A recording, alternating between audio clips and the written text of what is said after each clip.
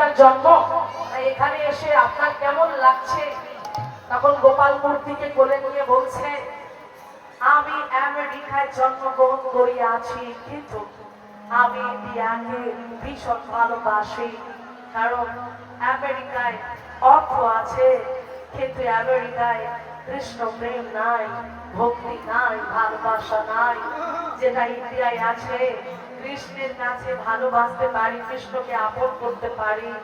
কৃষ্ণ ছাড়া আমি কিছু জানি না।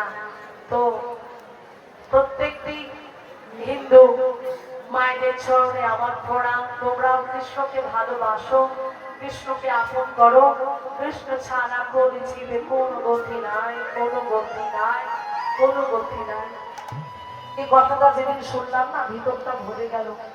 সত্যি আজকে দেখুন, আমরা বাঙালি হয়ে আমরা যেটা